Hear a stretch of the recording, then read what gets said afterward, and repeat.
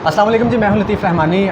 नाज़रीन, जब हम अपने बच्चों की एजुकेशन के बारे में सोचते हैं, तालीम के बारे में सोचते हैं, जब उनको तालीम दिलवाने की बात आती है तो हम कोशिश करते हैं कि बेहतर से बेहतर इदारे में उनको तालीम दिलवाई जा सके ताकि वहाँ पर उनकी अच्छे तरीके से तरबियत हो सके और वो अच्छी पोजीशन, अच्छे मार्क्स ले सकें ताकि मुस्तकबिल उनका अच्छा बन सके।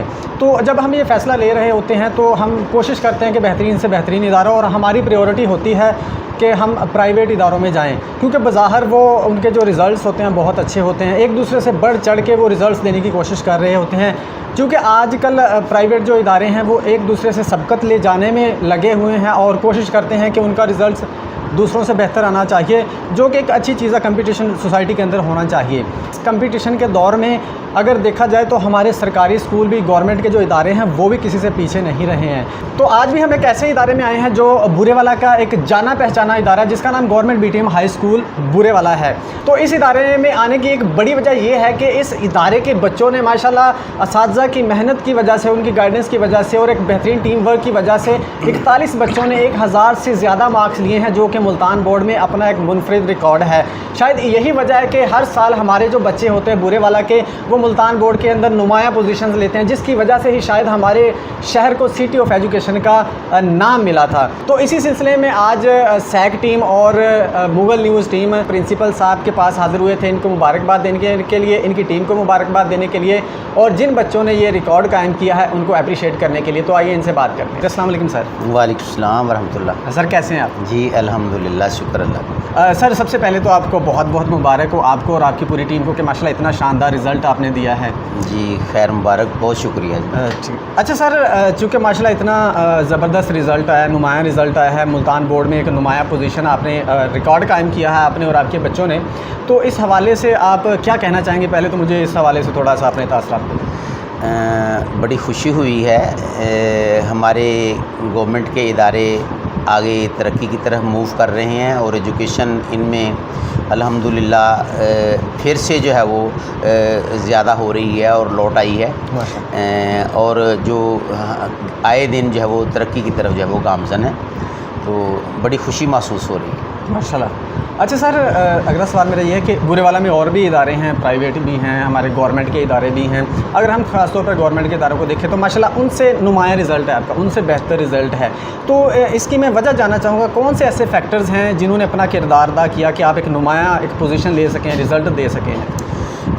बुनियादी तौर पे तो हमारे असातिज़ा का टीम वर्क है और उनकी मेहनत और स्ट्रगल है। मैं जब राउंड पे निकलता हूँ तो मुझे हर उस्ताद जो है वो टीचिंग में मशगूल जो है वो दिखाई देता है, और मैं ये समझता हूँ कि उनकी टीम जो है वो, जो हमारी असातिज़ा की जो टीम जो है वो, उनका जो है वो ये नतीजा है। माशाल्लाह सर, वाकई ही अगर एक टीम अच्छी ना हो तो फिर वो रिज़ल्ट उस तरह से नहीं आते।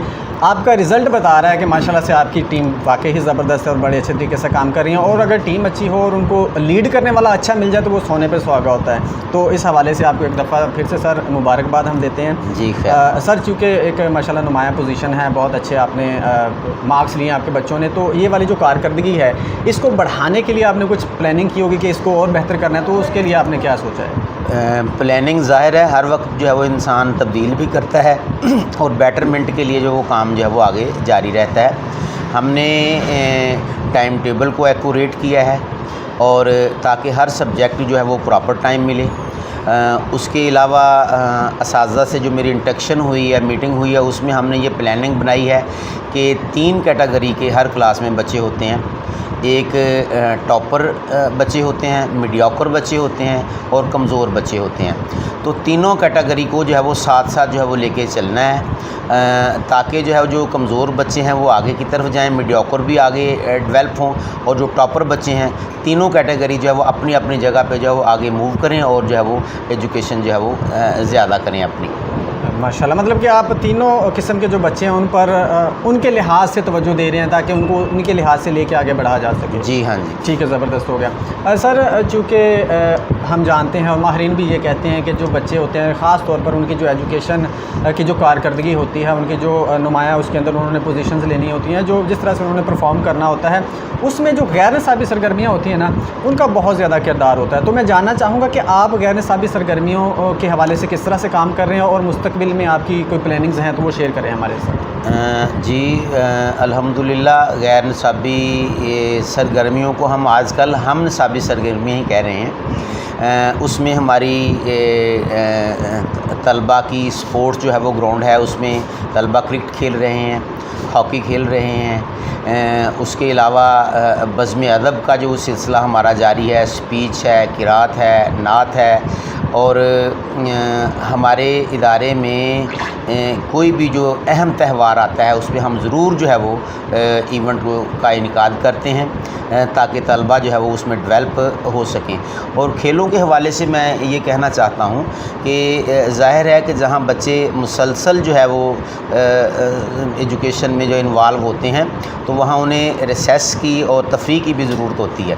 تو ہم نے اس کے لیے جو ہے وہ ڈیل کا اسپورٹس کا پیریڈ جو ہے وہ لگایا ہوا ہے تاکہ بچے جو ہے وہ اسکول کا کہیں کوئی برڈن ہوتا ہے, ورک کا برڈن اوور ورک ہوتا ہے, تو اس کی جو ہے وہ مشقت کو جو ہے وہ کھیل کے گراؤنڈ میں جا کے جو وہ بھول جاتے ہیں اور اپنے آپ کو جو ہے وہ ایزی جو ہے وہ محسوس کرتے ہیں. ماشاء اللہ. اور یہ ان کی کارکردگی کو بڑھانے میں ہیلپ بھی کرتے ہیں. جی ہاں جی.